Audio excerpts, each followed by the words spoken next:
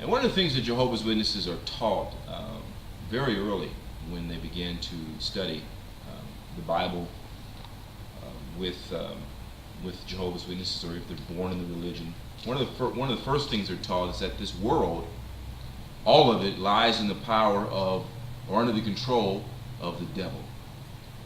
And very often the scripture that's cited for that is 1 John chapter 5, verse 19. And when I was doing other research online, running across some of these websites like the one I mentioned, Infowars.com,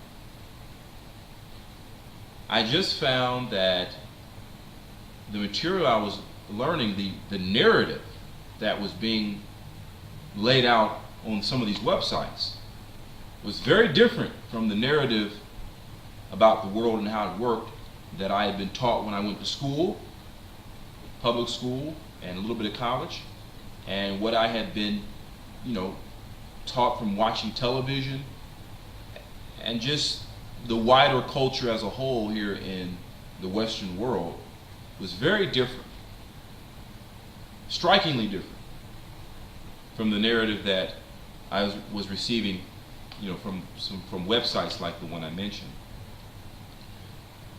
And one of the conclusions that I slowly began to come to was that 1 John chapter 5, verse 19, has a lot of validity to it. Because from my research, and really I should say from the research of others that I was partaking in, the conclusions that they were drawing were compatible with the conclusions that I was drawing from looking at the same information, and it appeared that this world was run, to say the least, by some very evil people that are selfish and greedy and have other interests, selfish interests on their agenda, or at the worst, that this world was run indeed by an evil, malevolent force that the Bible calls the devil. So when I would go to the Kingdom Hall, when I would read the literature from the Watchtower Bible and Tract Society, of course it would constantly say that the world is run by the devil, and that is Satan's system of things, as the terminology goes amongst Jehovah's Witnesses. The system of things is under Satan's control. But they never broke down how truly evil and wicked and destructive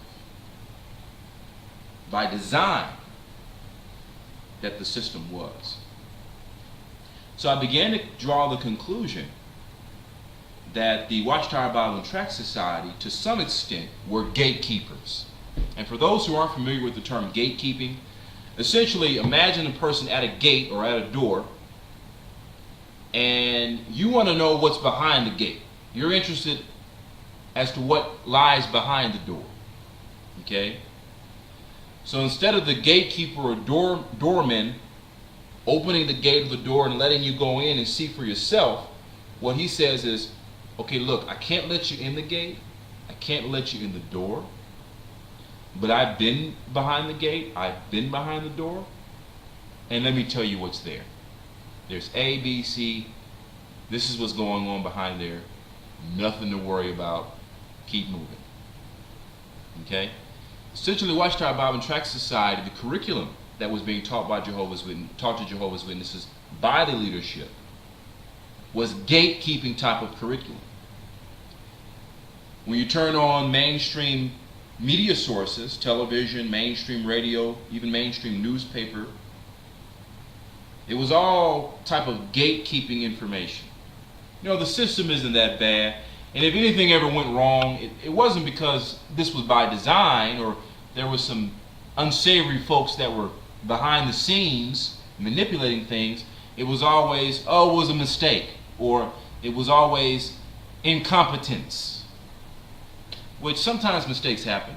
There's a lot of incompetence in the world, but very often when you take power and you take money and you take people and you put it together and you mix it all up, you get corruption, you get conspiracy, you get folks colluding together to ensure more power and wealth to be in their hands. It's just the nature of the world in which we live in. So it was never conspiracy, it was never corruption really, it was just incompetence or inability. And very often, the witness was taught, yes, the world lies in the power of the wicked one. The devil's running the world, trying to influence us. Okay? The devil isn't really controlling that in great detail. The governments, they're just incompetent. And they would quote, the book of Jeremiah, that, mankind, they can't direct their own step. They don't have a right to. So the governments are just incompetent. They just have they're incapable of running and ruling themselves successfully. And that's why the world is so screwed up. What an absurd narrative. I began to find that narrative to be absurd as I began to dig and research, and I received this entirely different explanation of how the world and politics and the political system worked. And that indeed humanity had difficulty managing itself. But the reason the world was so jacked up, another narrative that I was learning, was not solely because of incompetence or their inability to run the world effectively and incapability, but that the world was constructed and run the way that it was by design. And so I began to go on the different websites. Like I said, the one in particular, Infowars.com, you began to read different books about this subject. And the catalyst that really led me to reconsider everything that I had taught and really question official sources was the events of September the 11th, 2001. I began to learn about globalization, the Federal Reserve banking system not being public but being private, a pseudo-government, secular entity. I began to learn about, first, obviously, the first thing I learned was that 9/11, the events of September the 11th, 2001, were not what they appeared to be. I began to get all this information, and my worldview, my perception of things began to alter. And I began to realize, this world in which we live in, there's a lot that we don't see, and things are not what they appear to be. And indeed, the Bible is true. The devil is the god of this world. 1 John 5:19. So obviously you begin to learn new things. You want to share these new things with people, friends, people you work with. And what I began to run across, when I would share these things with so-called worldly people, I would get these programmed responses. It's a conspiracy theory. They would just look at me with this blank face like, a deer in the headlights of a car or something, like, huh? What are you talking about? You just go over their head. But the responses I would get, no matter who I would share some of this information with, the New World Order, the Illuminati, Freemasonry, the hidden hand, the power behind the curtain, I'm beginning to get information on. I'm sharing this with others. I would get these same programmed responses which indicated this conformity, Now, people who were worldly, this is to be expected because they're in darkness. But I would also share these things with fellow witnesses out in field service, just some of my friends who were witnesses, and they would give me the same responses. That's a conspiracy theory. I don't believe that. And I'm saying to myself, well, hold on here. If we're supposed to have the truth, right, and we are so enlightened, right, and we're always talking about how we're not spiritually asleep. Jehovah's Witnesses is always talking about how they're awake spiritually. They're in this spiritual paradise. Why in the world am I getting some of the same responses from fellow witnesses that when I bring up these issues, that I would get with people of the world? And the unique development in these conversations, when I would have these discussions with people and I would share this, out-of-the-box information, non-mainstream information, what inevitably would happen is that the person I was sharing this information with normally would wind up defending the system. That couldn't be true. The system isn't that bad. No, they wouldn't dream of killing 3,000 people, of their own citizens on September the 11th. Come on, they wouldn't do that. That's horrible. That's cold-blooded. That's evil. Yeah, blah blah blah blah blah. And they would defend the system. And then I would discuss this with witnesses, and they were defending the system too. So there was conformity across the board. That led me to wonder,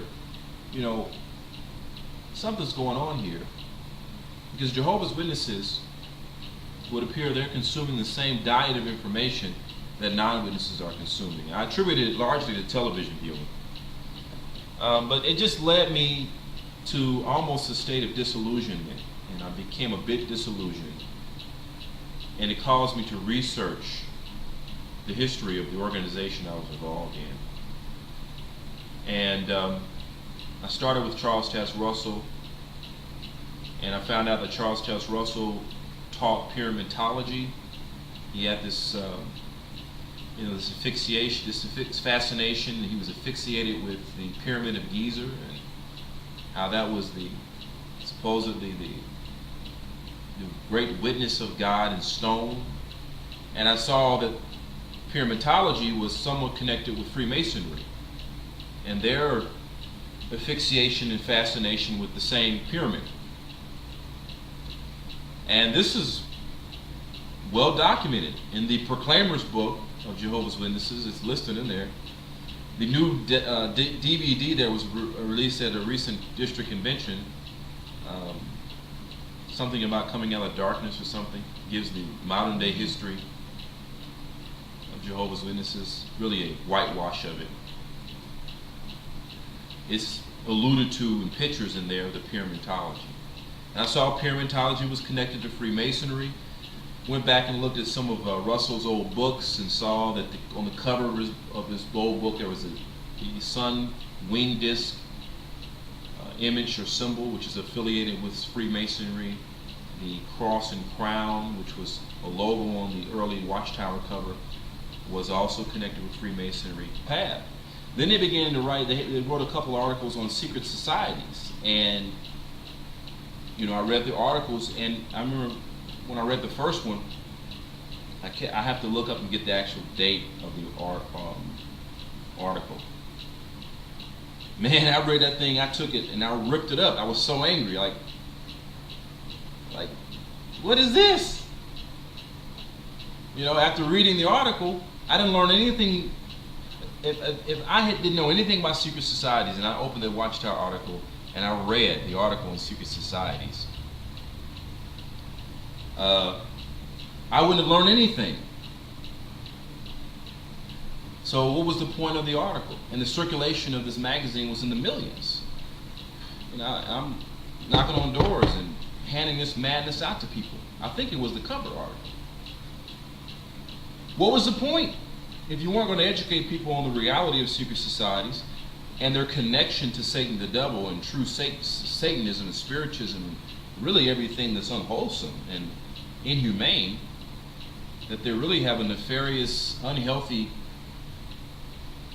presence in human society. If you're not going to tell the truth about that, then why even write the article? It appeared to me that the article was gatekeeping. They were trying to play gatekeeper. And the impact of that article was tremendous, because at the time I was sharing with other witnesses and friends and associates, that these secret societies exist. When we say that the devil runs this world, that's literal. That the elite, the powerful of this system, of this world, they do believe in the devil or Lucifer, and they do worship him. They do engage in rituals, and there is an occultic, esoteric element to the ruling class of this world. And I'm sharing this with people, and then this article comes out. Basically, the Watchtower Bible and Tract Society says, secret societies are no big deal. They're not dangerous. Nothing's going on over there. Don't worry about it, essentially. And I remember, a week after that article came out, a few of my friends who were witnesses came to me like, well, society's written on it, and they're not saying any of the things that you're saying. Maybe you need to just leave this stuff alone. So it did harm. It led people away from knowledge. That right there, I think, basically did it for me. The organization really wasn't teaching the average witness a lot about the darkness of the system and how it worked. And, I would discuss this type of stuff with, other brothers and sisters and friends that I was, worshiping alongside that were Jehovah's Witnesses. And some of the responses I would get obviously would be similar to the responses I would get if I discussed this subject with non-witnesses. They would say, that's a conspiracy theory. It's not true. The government wouldn't do that. But yet these are, especially for the witnesses, these are the same people that are taught the world lies in the power of the wicked one. And then you give them evidence that the world is lying in the power of the wicked one, and they say that's a conspiracy theory. It couldn't be true. So largely that was contributed to the fact that the Watchtower Bible and Tract Society wasn't giving the average witness, curriculum information to cause them to look more objectively at the system as a whole. So the devil was mainly articulated as this being, this entity that was trying to get the average witness to stop going to the meetings, to commit sexual immorality, to get involved in drugs. That Satan the devil was trying to get you to watch, inappropriate entertainment, movies and stuff, get involved in immoral music. And whenever the devil was discussed at meetings of Jehovah's Witnesses, it was normally discussed within those terms. The devil was just this little evil character that's running around trying to get you to stop being one of Jehovah's Witnesses, to get you into the B room. The devil was trying to get you disfellowship. Well, some of that is true. The devil obviously wants us to become unclean, morally, spiritually. But another narrative that I was learning from my research and from documentaries such as this, Endgame, Blueprint for Global Enslavement, was not only did the devil want to weaken us spiritually, but ultimately through the political system, the governments which were under the control of the devil, that the devil wanted to kill us. Literally. That the system was much more evil than any of us could possibly fathom. This is some of the stuff I was learning. So, the average witness, they were just in as much darkness, as anyone else about the system. The average witness knew more about sports and the latest pop culture and mindless trivia, because they were watching, some witnesses are watching just as much television programming as non-witnesses are, They knew more about, their favorite sports team than about real tangible issues and how the world really worked.